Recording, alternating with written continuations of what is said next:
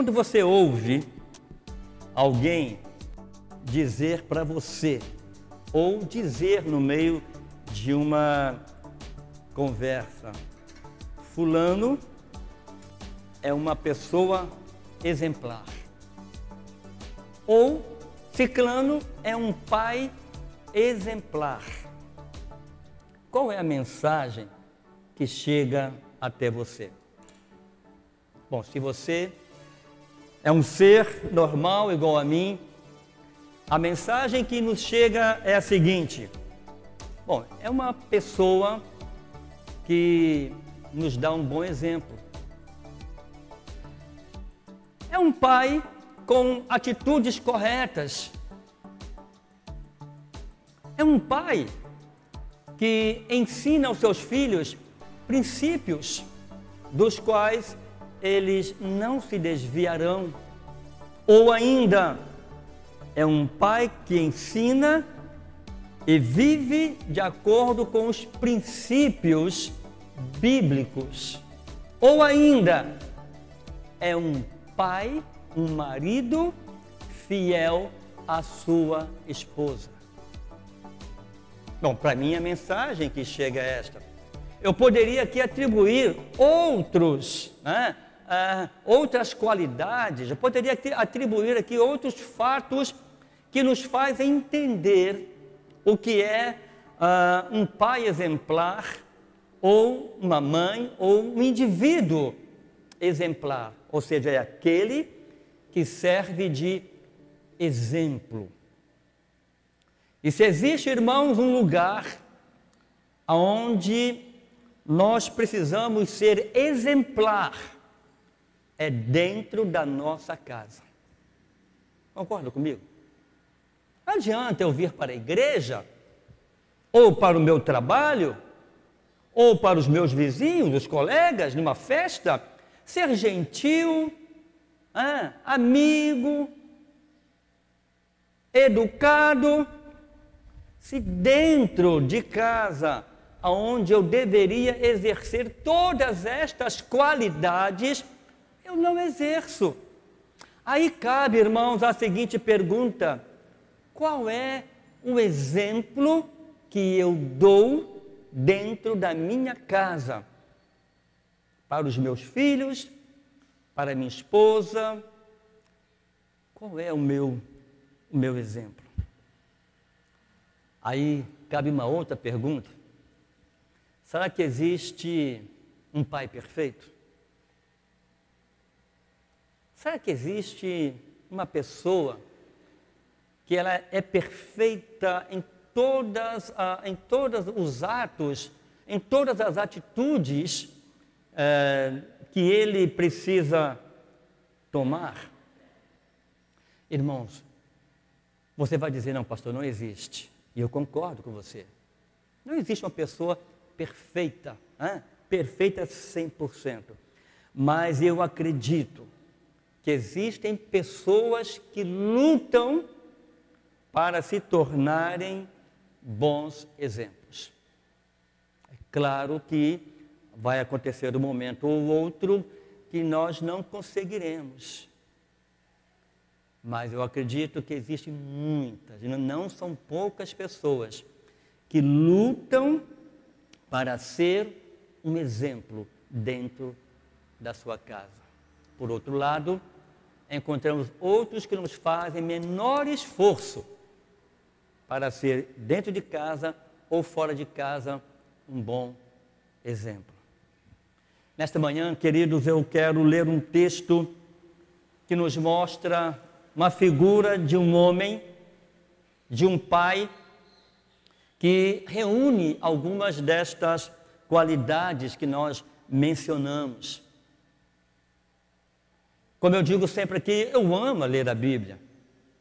Eu amo ler a Bíblia. Eu amo ver as atitudes de homens que a Bíblia mostra, boas ou ruins, que a Bíblia ela não está preocupada com isso, ela está preocupada em deixar princípios para nós. Por isso ela mostra qualidade, mas ela mostra também defeitos. Mas este homem, ele me chama muito a atenção. Eu quero convidá-los a que abram suas Bíblias em Jó.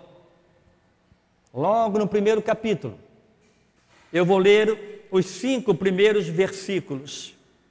Jó, capítulo 1, versos de 1 a 5.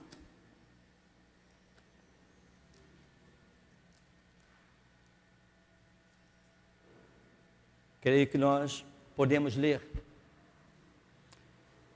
Havia um homem na terra de Uz, cujo nome era Jó.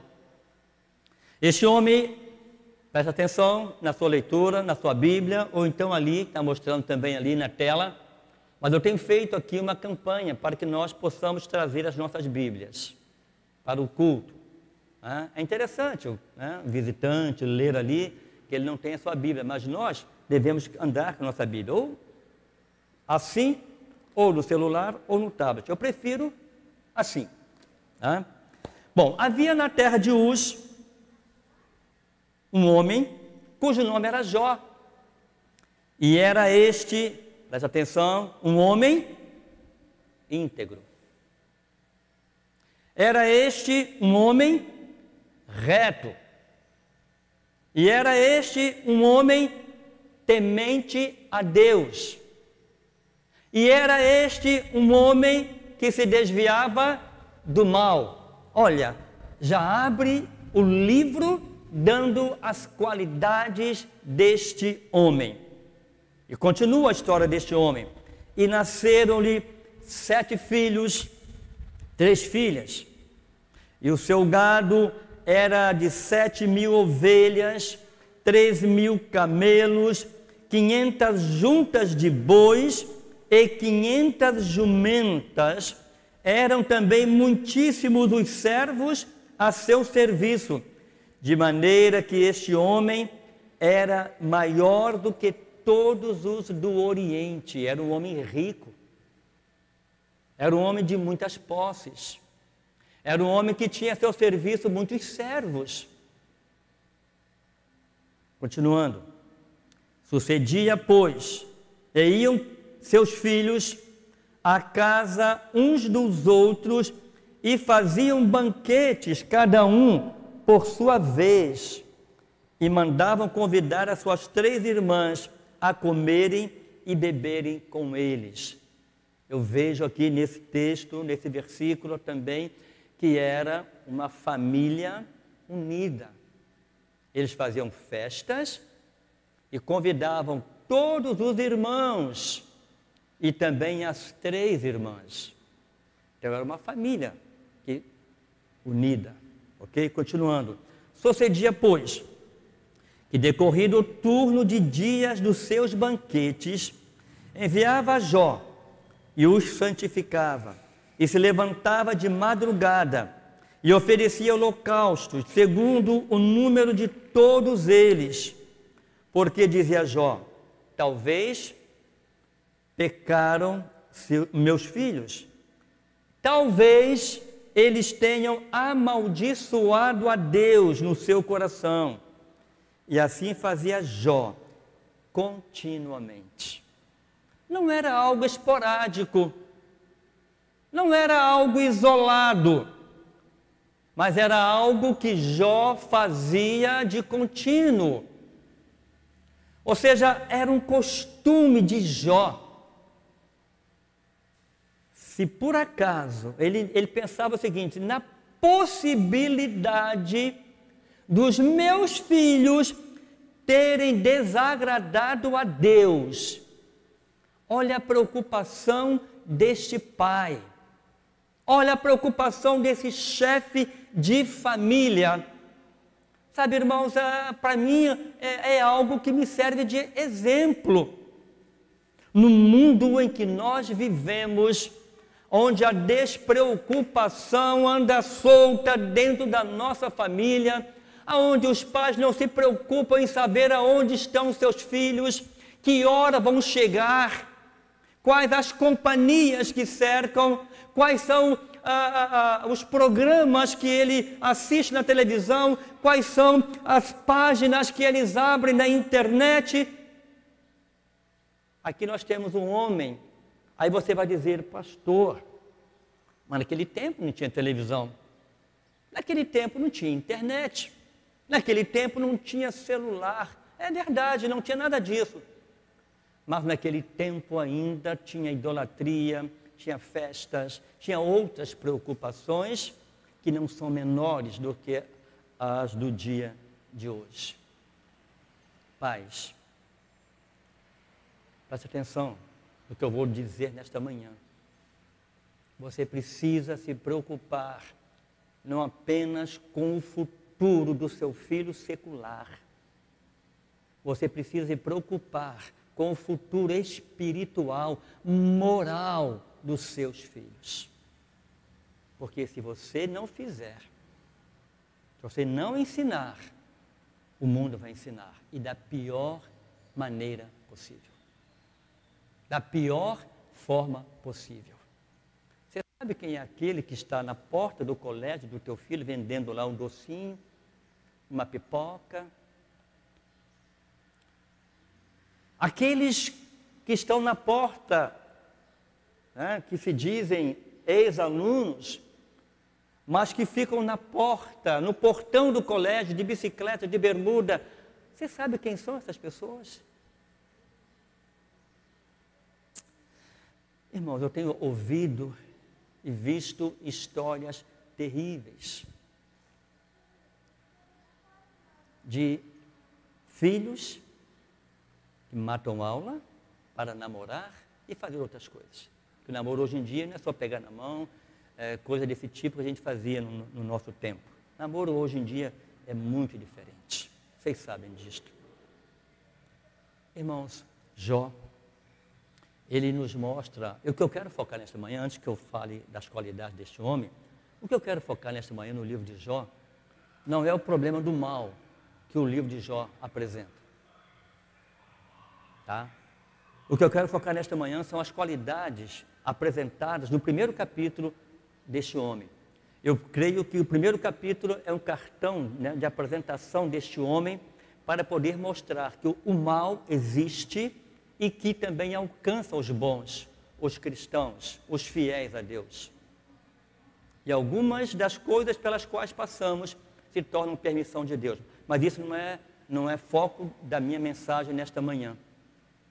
Estou pensando em estudar o livro de Jó com a igreja. É um livro que me fascina também, ver não só as qualidades deste homem, mas a forma como ele enfrentou o mal na sua vida. Mas vamos ao fato, ao foco da mensagem desta manhã. Primeiro, a qualidade deste homem. Ele era um homem íntegro, irrepreensível na sua conduta, um homem honesto, um homem incorruptível. Em outras palavras, ele era um homem que não tinha inadequações, ou seja, ele não era inadequado, ele estava adequado ao sistema espiritual, sistema moral, sistema natural. Jó, o texto aqui diz que ele era inculpável, isto é, moralmente sadio. E ninguém podia levantar isto aqui, como os amigos mais tarde levantaram a respeito dele. Mas, como eu disse, não é foco desta palavra nesta manhã.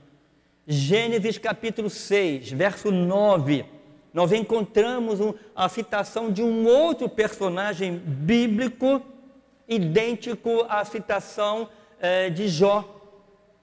Estas são as gerações de Noé. Logo abre dizendo, Noé era um homem justo.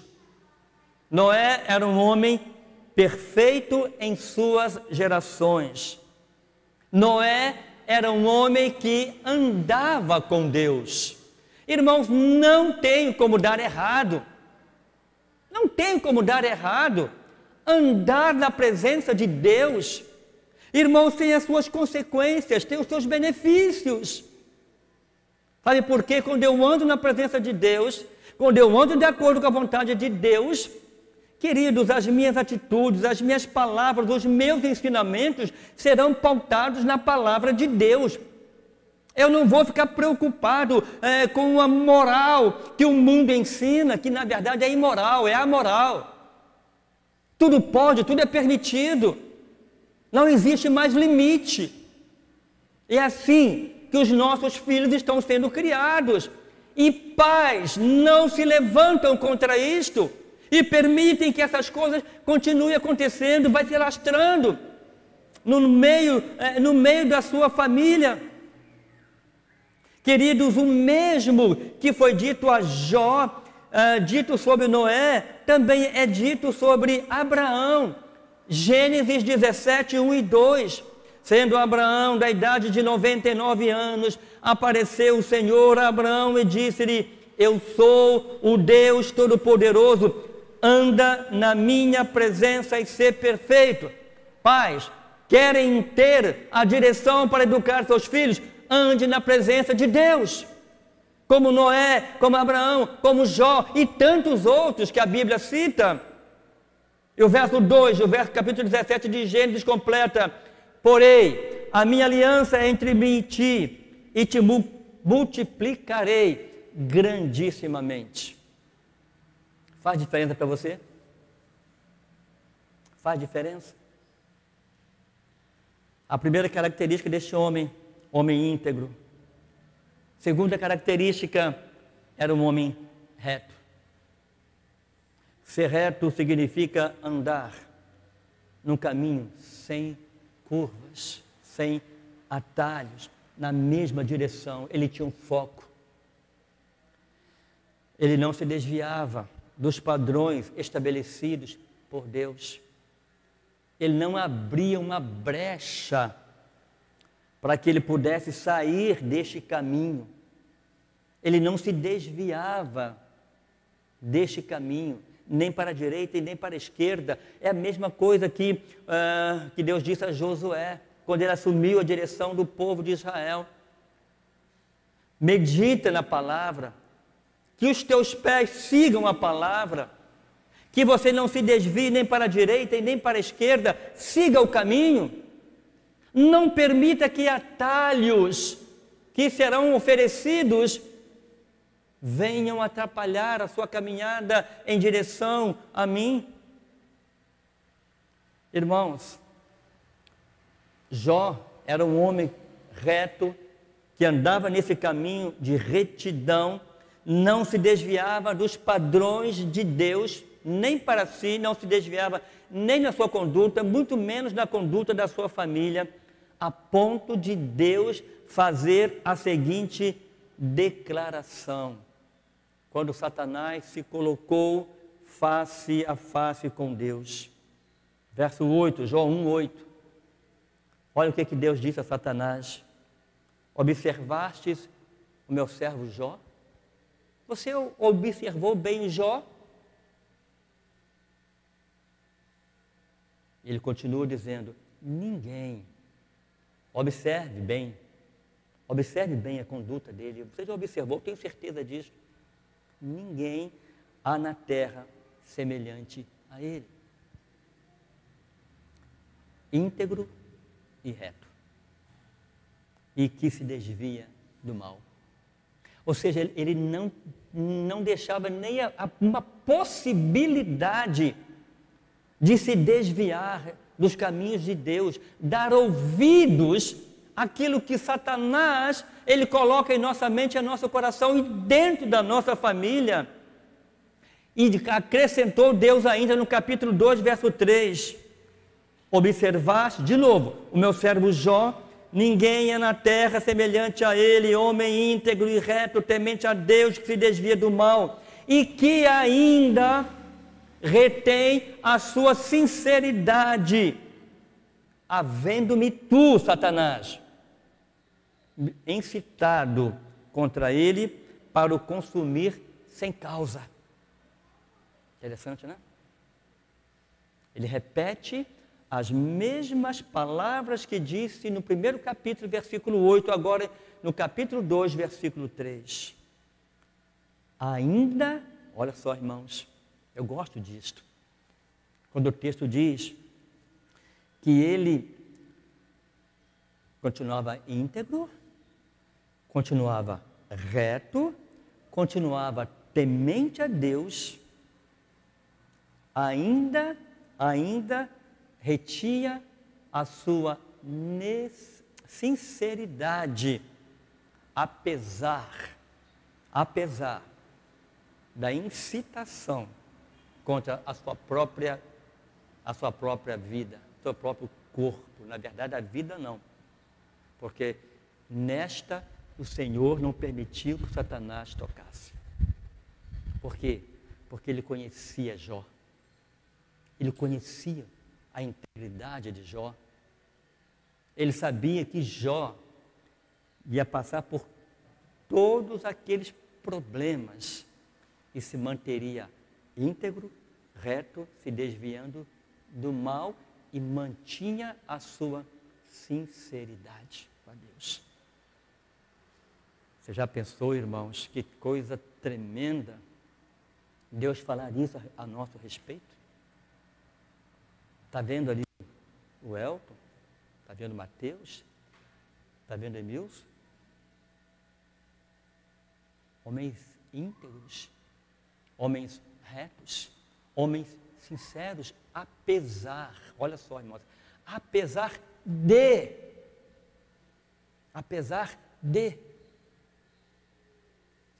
de passarem por todos os problemas que ele tem passado, sem merecer às vezes, né? No caso do Jó, sim, mas ele mantém a sua sinceridade.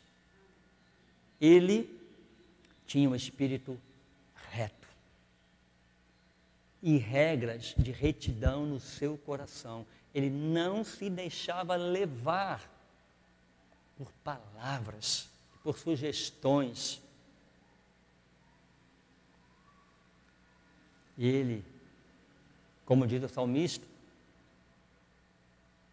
escondia a tua palavra, a palavra de Deus, no coração.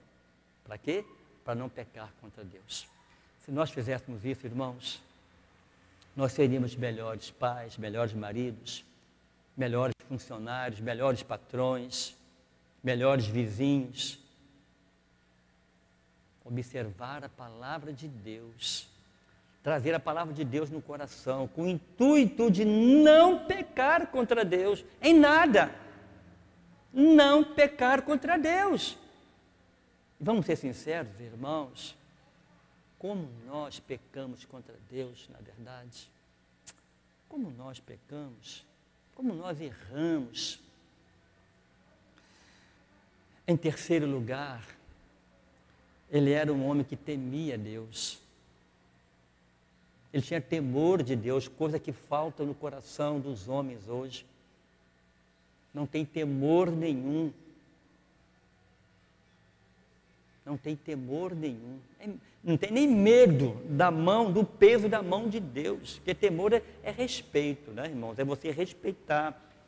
É você guardar os mandamentos, é você seguir, independente de ser obrigado ou não. Não é lei. Não precisa de uma lei para você guardar, mas é temor. É temor pelo Deus que nós servimos. Logo de cara, quero ler para os irmãos Provérbios 9 e 10. Vocês sabem de cor e salteado. O temor do Senhor é princípio de sabedoria. E o conhecimento do santo, a prudência. Ou seja, é prudente quem teme a Deus. É o princípio. Ou seja, o maior princípio é temer a Deus. É honrar a Deus. Chegar até as raias de medo mesmo. Porque, irmãos, dura coisa é cair nas mãos de um Deus vivo. Logo mais à noite vocês verão. Um homem excelente na casa de Deus. Mas se revelou um péssimo pai. Jó, íntegro, reto, temia a Deus. O temor do Senhor era um princípio na sua vida. Ele não fazia nada errado, sabe por quê? Porque ele temia Deus. Ele sabia o que Deus queria dele. Nós também sabemos. Nós sabemos. o que Deus quer de nós. Eu tenho certeza que todas as vezes que nós agimos de uma forma fora do padrão divino, você sabe que está fazendo errado. Não precisa ninguém te falar. A sua própria consciência te acusa. Ou nos acusa, se assim podemos dizer. Esta é uma das atitudes marcantes da vida deste homem. O temor do Senhor é a base de piedade, é a base da espiritualidade. Ele sabia que Deus era vingador do mal e queria evitar isto tanto na sua vida como na vida dos seus filhos, tentando ou tomando uma atitude correta. Você acha que seus filhos não te observam o tempo todo? Seus filhos estão de olho nas suas atitudes. Zion vai olhar muito a sua atitude como pai, como marido, como crente. Assim como os meus filhos, como os seus filhos também. Nós precisamos ser espelho, exemplo, tanto de conduta moral e espiritual para os nossos filhos. Muitos pais reclamam porque os filhos hoje estão fora da igreja, fora da comunhão do Senhor. Será que não faltou alguma coisa ali atrás? Será que não faltou alguma coisa da minha parte ali atrás? Jó temia Deus e ele queria evitar, tanto na sua vida pessoal como na vida dos seus filhos, atitudes incorretas, atitudes de desagradar a Deus. Ele não estava, pelo menos o texto não diz, ele não deveria estar na festa dos filhos.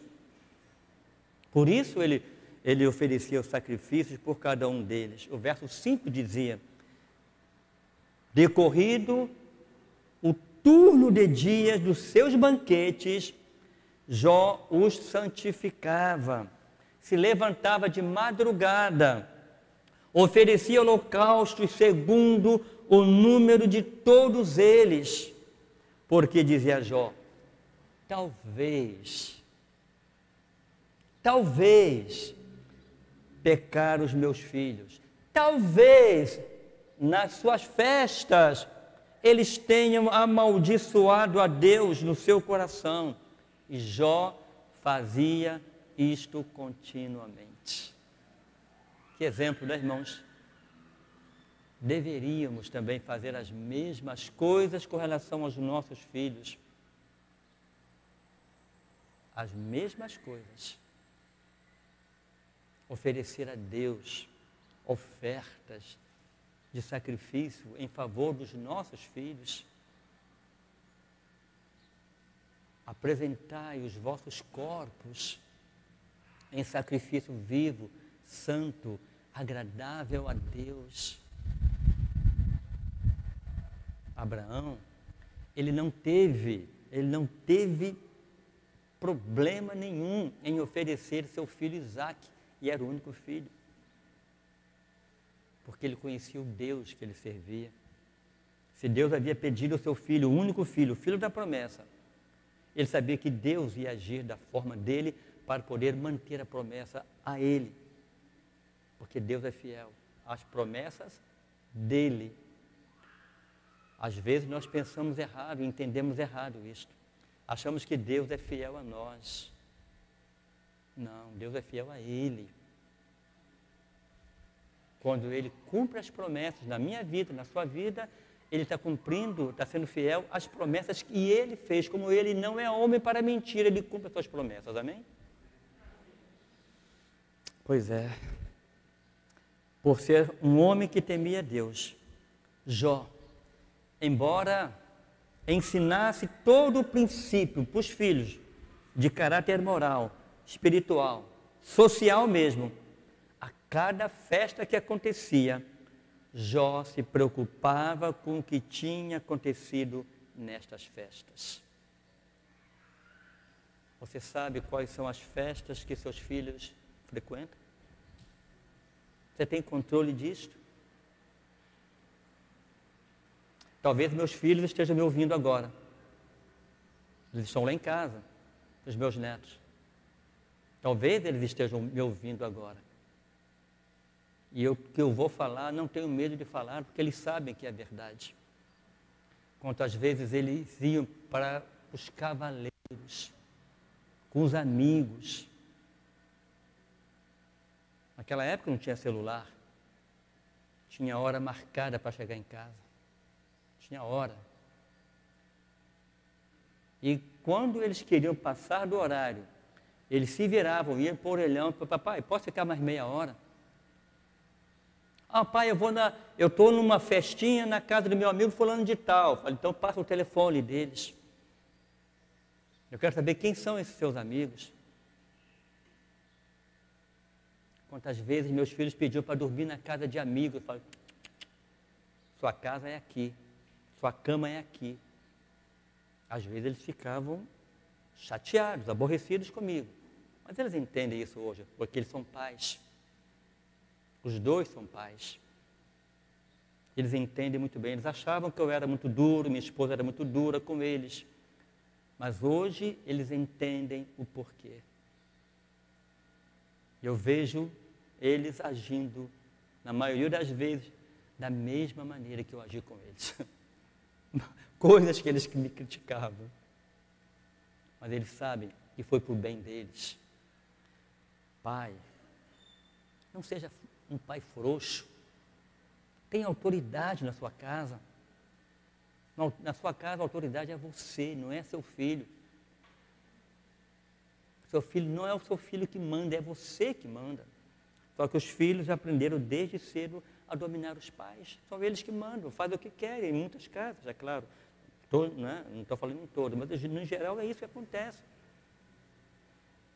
Irmãos, Jó considerava cuidadosamente o bem-estar espiritual da sua família.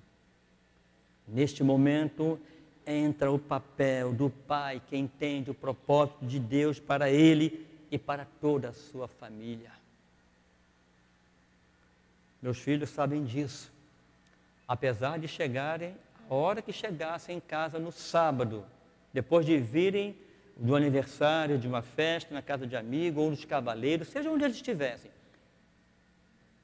de manhã, todos os dois eram acordados para irem à igreja, à escola bíblica dominical, ao culto matutino. Eles eram acordados para irem. Eles sabiam disso, era uma regra lá em casa. Podem ir. Amanhã de manhã, todos os dois vão levantar para ir à igreja conosco. Nem reclamavam, eles sabiam. Não adiantava também. Tirava da cama, nem que fosse a força. Puxava a coberta, eles ficavam para morrer. Né? Mas igreja. Domingo é local de ir à igreja, não é ficar em casa, pai. Coloque isso no seu coração. Domingo é dia de estar na igreja, em comunhão com os irmãos, ouvindo a palavra de Deus, cultuando a Deus, sacrificando a Deus. E em quarto e último lugar, ele era o sacerdote da sua casa. Ele era o sacerdote. Ele oferecia os sacrifícios depois de passado alguns dias, depois dos banquetes, depois das festas. Ele sacrificava e os santificava. Então, daqui a pouquinho nós vamos ter um ato de consagração a Deus do Zion. Mas isso não se deve ficar apenas com um dia da consagração, mas é um ato contínuo que deve ser repetido todos os dias. Oferecer o Zion, oferecer os filhos, a família na presença de Deus. Sabemos que originalmente o pai era o sacerdote da família. Mais tarde, entre o povo judeu, surgiu o clã sacerdotal, os levitas, o que transformou essa tribo em uma casta religiosa, e todos os descendentes de Levi eram sacerdotes por herança. Mas isso jamais excluiu a responsabilidade dos pais como sacerdotes dentro da sua casa. Por muito tempo, mesmo sendo cristão, eu já falei isso para os irmãos, eu não entendia isto. Eu delegava essa função para minha esposa. Está errado. Está errado. Não é a esposa, sou eu. É você, pai. É você, marido. Muitos pais delegam isso para as mães. Está errado, não é bíblico isso. Mas a mãe, percebendo, né, que o pai não vai tomar atitude, então ela toma. Para que os filhos não fiquem longe dos preceitos, dos mandamentos, dos ensinamentos do Senhor. Irmãos, Satanás, nossos adversários em suas andanças pela terra, ele não observava apenas Jó, aquele grande homem, não demonstrou respeito por ele. Você acha que ele vai te respeitar? Ele duvidou da autenticidade da sua espiritualidade, questionando a avaliação feita pelo próprio Deus. Atento, fiquem atentos, porque Satanás, o nosso adversário, anda ao nosso redor, rugindo como leão, bravo como leão, procurando a quem possa tragar. E muitos pais têm sido tragados por ele, por causa do descuido, por falta do sacerdócio familiar, por causa da falta de compromisso. Aí Satanás, como diz na linguagem de hoje, deita e rola. Se ele duvidou de quem Deus havia testemunhado, você pensa que nós estamos fora? Claro que não. Claro que não. E encerrando a minha palavra nesta manhã, aquele homem era um homem que não abria possibilidades na sua mente para se desviar dos caminhos de Deus. Não tinha nada que desviava aquele homem do caminho de Deus. Ele era reto, íntegro, temente a Deus, se desviava do mal e era o sacerdote na sua casa. No primeiro versículo, do primeiro capítulo, nós encontramos isto. Era um homem que se desviava do mal. Se ele percebesse alguma atitude que não condizia com a sua atitude de temente a Deus, servo de Deus, ele se desviava desse caminho. Nota-se que este caráter de Jó foi repetido por Deus em duas ocasiões, como eu já li. O autor do livro diz a respeito deste homem a mesma coisa que Deus. Íntegro, temente a Deus, desviava-se do mal e sacrificava holocaustos em favor dos seus filhos, pela possibilidade deles terem ofendido a Deus. Este é o exemplo, irmãos, que nós precisaríamos, seguir. Hoje é dia dos pais. Por isso eu gostaria de lembrá-los isto. Por isso eu gostaria de lembrar as atitudes deste homem, que tanto bem fez à sua família, e tanto bem fará também para nós, para a nossa família, se agirmos desta maneira. Deus quer, para nós pais, que nós sigamos o exemplo ou este modelo de Jó para as nossas vidas. Amém? Não importa se seus filhos já são adultos. Não importa se seus filhos já são adultos. Não importa se você é avô. Aliás, os avós, no tempo de hoje, desempenham também um papel muito importante na criação dos netos. É um auxílio aos pais na educação religiosa, moral, né? E social também para os netos. Então esse é o modelo. Mesmo que os seus filhos já sejam adultos, irmãos, há tempo, não para educar mais os seus filhos, mas para conversar com seus filhos a respeito dos seus erros, dos seus acertos, e mostrar para eles o quanto Deus, né, foi maravilhoso e gracioso para com eles e para com você também. Amém? Que Deus te abençoe e que Deus nos abençoe. Podemos orar? Pai de amor, Pai de infinita bondade, nós somos gratos ao Senhor porque a Tua palavra nos mostra homens como Jó, homens íntegros, retos, temente ao Senhor, se desviava do mal, era o sacerdote na sua casa, ensinava aos seus filhos os mandamentos, os preceitos, os princípios bíblicos, morais, espirituais. Ó Deus, que nós possamos olhar para os exemplos que o Senhor tem na Tua palavra, que esses exemplos, ó Deus, possam falar bem forte no nosso coração, nesse dia que é dedicado a homenagear os pais. Que filhos hoje possam testemunhar dos seus pais das mesmas qualidades que Jó e outros pais que a tua palavra diz que agiram de forma correta, seguindo ao Senhor.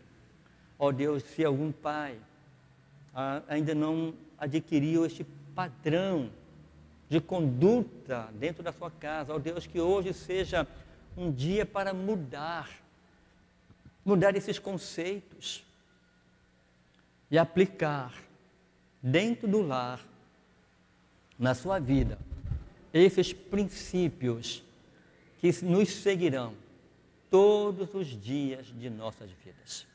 Abençoa os pais, dê a eles autoridade, dê a eles, ó Senhor, dê a eles princípios capazes de se orientar e orientar a sua casa. É assim que nós oramos, no doce nome de Jesus Cristo, o nosso Salvador. Amém?